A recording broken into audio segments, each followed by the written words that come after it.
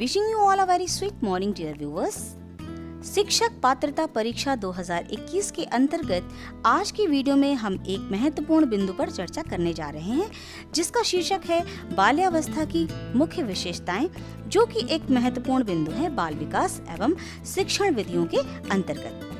तदुपरांत हम बाल विकास एवं शिक्षण विधियों से चुने हुए महत्वपूर्ण 30 बहुविकल्पीय प्रश्नों का अध्ययन भी करेंगे, जो कि आपके लिए अत्यंत ही महत्वपूर्ण साबित होंगे।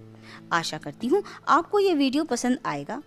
मैं शालिनी, आपकी अपनी दोस्त एवं होस्ट, आप सबका स्वागत करती हूँ आपके अपने शैक्षिक एवं ज्ञानवर्धक चैनल ज्ञान के मोती में। तो चलिए, वक्त की नज़ाकत को ध्यान में रखते हुए हम बढ़ते हैं अपने उद्देश्य की ओर और चर्चा करते हैं अपने मुख्य बिंदु पर, जिसका शीर्षक है बाल्यावस्था की मुख्य विशेषताएं।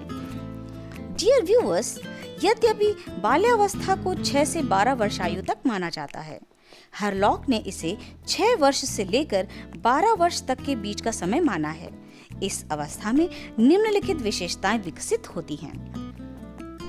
पहली है वास्तविक जगत के संबंध, दूसरी है सामूहिक प्रवृत्ति की प्रबलता, तीसरा बिंदु है संवेगों का दमन व प्रदर्शन, चौथा है रुचियों में परिवर्तन, पांचवा है नैतिक गुणों का विकास, छठा है रचनात्मक कार्यों में आनंद, सातवां है निरुद्देश्य भ्रमण की प्रवृत्ति, आठवां है जिज्ञासा की प्रबलता, नवां है संग्रह करने की प्रवृत्ति, 10वां है मानसिक योग्यताओं में वृद्धि, 11वां है काम प्रवृत्ति की न्यूनता, 12वां बिंदु है सामूहिक खेलों में रुचि, 13वां बिंदु है बहिर्मुखी व्यक्तित्व का विकास और अंतिम बिंदु है शारीरिक व मानसिक स्थिरता। आइए एक एक करके हम इन बिंदुओं पर चर्चा करते हैं। शुरू करते हैं पहले बिंदु से, वास्तविक जगत के संबंध। इस अवस्था में बालक शैशवावस्था के काल्पनिक जगत का परित्याग करके वास्तविक जगत में प्रवेश करता है। वह उसकी प्रत्येक वस्तु से आकर्षित होकर उसका ज्ञान प्राप्त करना चाहता है। स्ट्रेंग के शब्दों में, बालक अपने को अति विशाल संसार में पाता है और उसके बारे में जल्दी से जल्दी जानकारी प्राप्त करना चाहता है। अगला बिंदु है सामूहिक प्रवृत्ति की प्रबलता। बालक में सामूहिक प्रवृत्ति बहुत प्रबल होती है। वह अपना अधिक से अधिक समय दूसरे बालकों के साथ व्यतीत करने का प्रयास करता है। अगला है संवेगों का दमन व प्रदर्शन। बालक अपने संवेगों पर अधिकार रखना एवं अच्छी और बुरी भावनाओं में अंतर करना जान जाता है। वह उन भावनाओं का दमन करता है जिनको उसके माता पिता और बड़े लोग पसंद नहीं करते हैं, जैसे काम संबंधी भावनाएं। अगला है रुचियों में परिवर्तन। बालक की रुचियों में निरंतर परिवर्तन होता रहता है। बालकों की रुचियां स्थायी रूप धारण न करके वातावरण में परिवर्तन के साथ परिवर्तित होती रहती हैं। कोल एवं ब्रूस ने लिखा है कि 6 से 12 वर्ष की अवधि की एक अपूर्व विशेषता है मानसिक रुचियों में स्पष्ट परिवर्तन।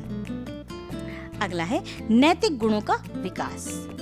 इस अवस्था के आरंभ में ही बालक में नैतिक गुणों का विकास होने लगता है। स्ट्रेंग के मतानुसार 6, 7 और 8 वर्ष के बालकों में अच्छे बुरे के ज्ञान का एवं न्यायपूर्ण व्यवहार, ईमानदारी और सामाजिक मूल्यों की भावना का विकास होने लगता है। बढ़ते हैं अगले बिंदु की ओर, रचनात्मक कार्यों में आनंद। बालक को रचनात्मक कार्यों में विशेष आनंद आता है। वह साधारणतः घर से बाहर किसी प्रकार का कार्य करना चाहता है, जैसे बगीचे में काम करना या औजारों से लकड़ी की वस्तुएं बनाना। उसके विपरीत बालिकाएं घर में ही कोई न कोई कार्य करना चाहती हैं, जैसे सिलाई करना, कढ़ाई करना आदि। अगला है निरुद्देश्य भ्रमण की प्रवृत्ति। बालक में बिना किसी उद्देश्य के ही इधर उधर घूमने की प्रवृत्ति बहुत अधिक होती है। मनोवैज्ञानिक बर्ट ने अपने अध्ययनों के आधार पर बताया है कि लगभग 9 वर्ष के बालकों में आवारा घूमने, बिना छुट्टी लिए विद्यालय से भागने और आलस्यपूर्ण जीवन व्यतीत करने की आदतें सामान्य रूप से पाई जाती हैं। जिज्ञासा की प्रबलता। बालक की जिज्ञासा विशेष रूप से प्रबल होती है। वह जिन वस्तुओं के संपर्क में आता है उनके बारे में प्रश्न पूछकर हर तरह की जानकारी प्राप्त करना चाहता है। उसके ये प्रश्न शैशवावस्था के साधारण प्रश्नों से थोड़े से भिन्न होते हैं। अब वह शिशु के समान यह नहीं पूछता कि ये क्या है, इसके विपरीत वह पूछता है ये ऐसा क्यों है या ऐसे कैसे हुआ है आदि। अगला है संग्रह करने की प्रवृत्ति। बाल्यावस्था में बालकों और बालिकाओं में संग्रह करने की प्रवृत्ति बहुत ज्यादा पाई जाती है। बालक विशेष रूप से कांच की गोलियों, टिकटों, मशीनों के भागों और पत्थर के टुकड़ों का संचय करते हैं। बालिकाओं में चित्रों, खिलौनों, गुड़ियों और कपड़ों के टुकड़ों का संग्रह करने की प्रवृत्ति पाई जाती है। अगला बिंदु है मानसिक योग्यताओं में वृद्धि। बाल्यावस्था में बालक की मानसिक योग्यताओं में निरंतर वृद्धि होती है। वह विभिन्न बातों के बारे में तर्क और विचार करने लगता है। वह साधारण बातों पर अधिक देर तक अपने ध्यान को केंद्रित कर सकता है। अगला है काम प्रवृत्ति की न्यूनता। बालक में काम प्रवृत्ति की न्यूनता होती है। वह अपना अधिकांश समय मिलने जुलने, खेलने कूदने और पढ़ने लिखने में व्यतीत करता है। अतः वह बहुत ही कम अवसरों पर अपनी काम प्रवृत्ति का प्रदर्शन कर पाता है।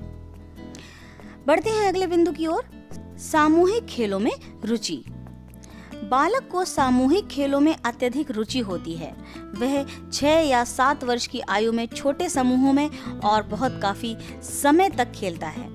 खेल के समय बालिकाओं की अपेक्षा बालकों में झगड़े अधिक होते हैं। स्ट्रेंग के विचार से ऐसा शायद ही कोई खेल हो जिसे 10 वर्ष के बालक न खेलते हों। अगला बिंदु है बहिर्मुखी व्यक्तित्व का विकास। शैशवावस्था में बालक का व्यक्तित्व अंतर्मुखी होता है क्योंकि वह एकांत प्रिय और केवल अपने में रुचि लेने वाला होता है। इसके विपरीत बाल्यावस्था में उसका व्यक्तित्व बहिर्मुखी हो जाता है क्योंकि बाह्य जगत में उसकी रुचि उत्पन्न हो जाती है। अगला और अंतिम बिंदु है शारीरिक व मानसिक स्थिरता। 6 या 7 वर्ष की आयु के बाद बालक के शारीरिक और मानसिक विकास में स्थिरता आ जाती है। वह स्थिरता उसकी शारीरिक व मानसिक शक्तियों को दृढ़ता प्रदान करती है। इसके फलस्वरूप उसका मस्तिष्क परिपक्व सा और वह स्वयं वयस्क सा जान पड़ता है। इसलिए रॉस ने बाल्यावस्था को मिथ्या परिपक्वता का काल बताते हुए कहा है कि शारीरिक और मानसिक स्थिरता बाल्यावस्था की सबसे महत्वपूर्ण विशेषता है। डियर व्यूअर्स, कैरल ने अपने शब्दों में कुछ इस प्रकार लिखा है कि बालक के शारीरिक विकास और उसके सामान्य व्यवहार का सह संबंध इतना महत्वपूर्ण होता है कि यदि हम समझना चाहें कि भिन्न भिन्न बालकों में क्या समानताएं हैं, क्या भिन्नताएं हैं, आयु वृद्धि के साथ व्यक्ति में क्या क्या परिवर्तन होते हैं, तो हमें बालक के शारीरिक विकास का अध्ययन करना होगा। डियर व्यूअर्स, तो ये थी बाल्यावस्था की प्रमुख विशेषताएं। आशा करती हूँ मैं आपको इनको अच्छे से वर्णित कर सकी। डियर व्यूअर्स, आइए अब हम अध्ययन करते हैं बाल विकास एवं शिक्षण विधियों से संबंधित 30 महत्वपूर्ण ऐसे बहुविकल्पीय प्रश्नों का, जिनके अध्ययन मात्र से आपको शिक्षक पात्रता परीक्षा में 100% सफलता प्राप्त होगी ही। हमारा पहला प्रश्न है, किशोरावस्था की प्रमुख विशेषता नहीं है। सही उत्तर है मानसिक विकास। दूसरा प्रश्न है, बालकों के विकास की किस अवस्था को सबसे कठिन काल के रूप में माना जाता है? और सही उत्तर है किशोरावस्था। अगला प्रश्न है, उत्तर बाल्यकाल का समय कब होता है?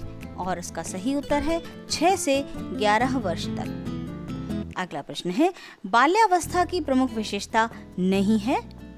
और सही उत्तर है अंतर्मुखी व्यक्तित्व।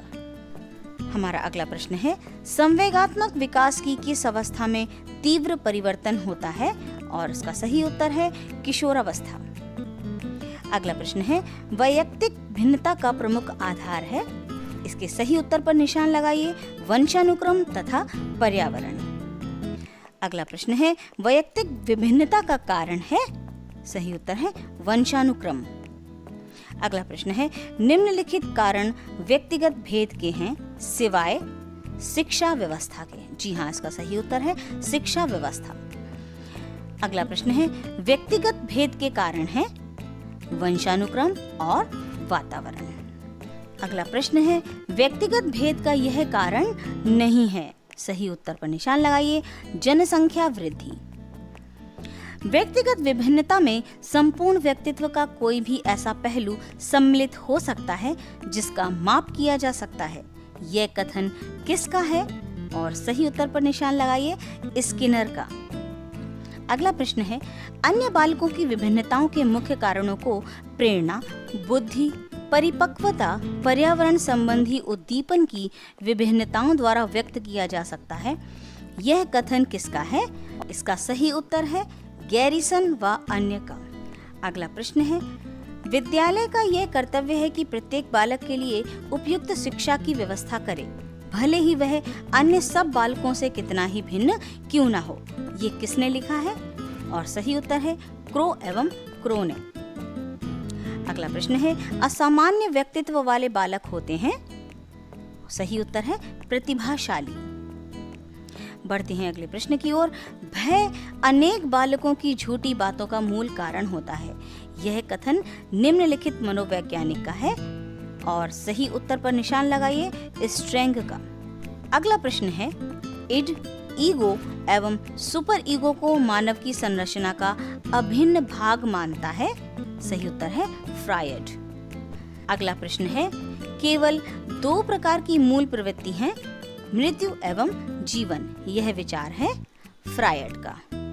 अगला प्रश्न, रुचियों, मूल प्रवृत्तियों एवं स्वाभाविक संवेगों का स्वस्थ विकास हो सकता है यदि वातावरण जिसमें वह रहता है स्वस्थ हो। अगला प्रश्न, मूल प्रवृत्ति की एक प्रमुख विशेषता है कि यह समस्त प्राणियों में पाई जाती है। यह जन्मजात एवं प्रकृति प्रदत्त होती है। अगला प्रश्न, व्यक्ति के स्वाभाविक विकास को कहते हैं। सही उत्तर पर निशान लगाइए, अभिवृद्धि। अगला प्रश्न, विकास का अभिप्राय है वह प्रक्रिया जिसमें बालक परिपक्वता की ओर बढ़ता है। हमारा अगला प्रश्न, संवेग शरीर की वह जटिल दशा है जिसमें श्वास, नाड़ी तंत्र, ग्रंथियां, मानसिक स्थिति, उत्तेजना, अवबोध आदि का अनुभूति पर प्रभाव पड़ता है तथा पेशियां निर्दिष्ट व्यवहार करने लगती हैं। यह कथन है, सही उत्तर है ग्रीन का। अगला प्रश्न, वातावरण में सब बाह्य तत्व आ जाते हैं जिन्होंने व्यक्ति को आरंभ करने के समय से प्रभावित किया है। यह परिभाषा है, सही उत्तर है वुडवर्थ की। अगला प्रश्न ये है, विकास के परिणाम स्वरूप व्यक्ति में नवीन विशेषताएं और नवीन योग्यताएं प्रकट होती हैं। यह कथन है, सही उत्तर पर निशान लगाइए, हरलॉक का। अगला प्रश्न, शैक्षिक दृष्टि से बालक विकास की अवस्थाएं हैं शैशवावस्था, किशोरावस्था, बाल्यावस्था, ये तीनों ही। अतः आपका सही उत्तर है ये तीनों। शैशवावस्था की प्रमुख मनोवैज्ञानिक विशेषता क्या है? और सही उत्तर है मूल प्रवृत्त्यात्मक व्यवहार। हमारा अगला प्रश्न, शैशवावस्था में सीखने की प्रक्रिया का स्वरूप होता है। सीखने की प्रक्रिया में तीव्रता होती है। शैशवावस्था में सीखने की प्रक्रिया का स्वरूप तीव्र होता है। जी हाँ, आपका सही उत्तर है सी, सीखने की प्रक्रिया में तीव्रता होती है। अगला प्रश्न, बाल्यावस्था का समय है। सही उत्तर है 5 से 12 वर्ष तक। अगला प्रश्न, बाल्यावस्था की प्रमुख मनोवैज्ञानिक विशेषता क्या है? सही उत्तर पर निशान लगाइए, सामूहिकता की भावना। अगला और अंतिम प्रश्न है, बाल्यावस्था में सामान्यतः बालक का व्यक्तित्व होता है। सही उत्तर है बहिर्मुखी व्यक्तित्व। डियर व्यूवर्स, ये थे हमारे MCQs जो कि आपके लिए बहुत ही इम्पोर्टेंट हैं। अगर आप शैक्षिक पात्रता परीक्षा की तैयारी कर रहे हैं तो आप निश्चय ही इसके अध्ययन मात्र से ही सफल होंगे। इसी मंगल कामना के साथ मैं विराम देती हूँ अपने वीडियो को यहीं पर। आशा करती हूँ आपको ये वीडियो पसंद आया होगा और आपके लिए अत्यंत ही उपयोगी सिद्ध भी होगा। अगर आपने मेरे चैनल को अब तक सब्सक्राइब नहीं किया है तो ज़रूर करें और हाँ, लाइक, शेयर और कमेंट भी करें अगर आपको मेरे वीडियोस पसंद आते हैं तो। आप सभी अपना अच्छे से ख्याल रखिए। Thank you.